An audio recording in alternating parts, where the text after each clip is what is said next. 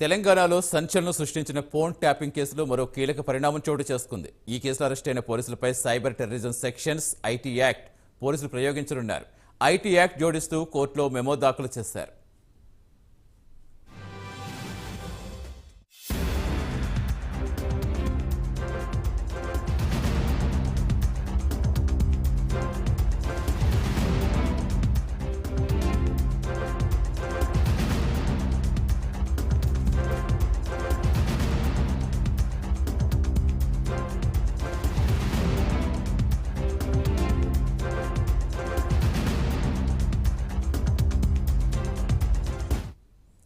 మరోవైపు ఈ కేసులో నిందితుల బెయిల్ పిటిషన్పై నేడు నాంపల్లి కోర్టు తీర్పు వెలువరించనుంది. ఇరుపక్షాల వాదనలు ఉన్న కోర్టు నేడు తీర్పు ఇవ్వనుంది. నిందితుల నుంచి ఇప్పటికే పూర్తి వివరాలు సేకరించారని నిందితుల తరపు న్యాయవాది వివరించగా, నిందితులకు బెయిల్ ఇస్తే సాక్ష్యాలు తారుమారు చేస్తారని పీపీ చెబుతున్నారు. అయితే ఈ కేసులో నిందితులకు బెయిల్ వస్తుందా రాదనేది ఉత్కంఠగా మారింది. పూర్తి సమాచారం ఇచ్చేందుకు మా కరెస్పాండెంట్ కుమార్ జనతన్. కుమార్, ఎన్ని గంటలకి నాంపల్లి కోర్టు తీర్పు ఇవ్వబోతుంది? అసలు రోజుకొక ట్విస్ట్ అయితే బయటకు వస్తుంది. ఫోన్ ట్యాపింగ్ కేసుకు సంబంధించి ఏం జరిగే అవకాశం ఉంది?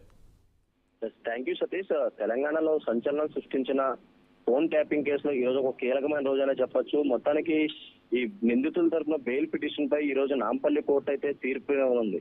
ముఖ్యంగా ప్రణీత్ రావు, భుజంగరావు, రాధాకిషన్ రావు, తిరుపతన్న బెయిల్ పిటిషన్ పై నేను నాంపల్లి కోర్టు అయితే తీర్పు ఉంది. మొత్తానికి ఇరుపక్షాల వాదనలు కూడా ఎప్పుడూ ముగిశాయి.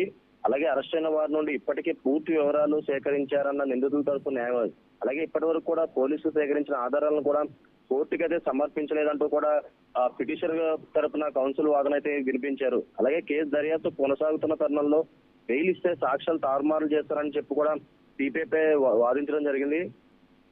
మొత్తానికి ఈ బెయిల్ పిటిషన్ పై నేడు నాంపల్లి కోర్టు అయితే తీర్పు ఇవ్వనుంది. ముఖ్యంగా ఈ కేసులో ఇప్పటికే వీళ్ళందరితో ఏదైతే తిరుపతిరావు, భుజంగరావు, రాధాకిషన్ రావు వీళ్ళందరూ స్టేట్మెంట్ కూడా పోలీసులు రికార్డ్ చేసిన తరుణంలో కోర్టుకు అయితే సమర్పించలేదంటూ కూడా నిందితుల తరఫున వాదనలు అయితే వినిపించడం జరిగింది. మొత్తానికి మరి కాసేపట్లో కూడా నాంపల్లి కోర్టు నుంచి కూడా ఈ తీర్పు అయితే వెళ్లనుంది. మొత్తానికి ఏదైతే ఈ ఫోన్ ట్యాపింగ్ కేసులో మరొక కీలక పరిణామం కూడా చోటు చేసుకుంది. ఏదైతే అరెస్ట్ అయిన పోలీసులపై సైబర్ టెర్రరిజం సెక్షన్ కింద 66F కూడా పోలీసులు అయితే ప్రయోగించనున్నారు. ఇప్పటికే ఏదైతే ఐటీ యాక్ట్ 66F జోడిస్తూ కూడా కోర్టులో మెమో అయితే దాఖలు చేశారు. ఒకవేళ ఈ ఐటీ యాక్ట్ 66F గనక రుజువు అయితే కనుక ఏదైతే పోలీసులు అందరూ కూడా జీవిత ఖైదీ పడే అవకాశం అయితే ఉంది. ఇప్పటికే ఐటీ యాక్ట్ 70 కింద అయితే కేసులు అయితే నమోదు చేశారు. ఏదైతే ఈ ఐటీ యాక్ట్ 70 కింద రుజువు అయితే కనుక 10 ఏళ్లు జైలు శిక్ష పడే అవకాశం అయితే ఉంది. ముఖ్యంగా ఏదైతే తెలంగాణలోని సంచలనం సృష్టించిన ఈ ఫోన్ ట్యాపింగ్ వ్యవహారంలో ఇప్పటికే పోలీసులు చాలా సీరియస్ గా తీసుకున్నట్లే తెలుస్తుంది.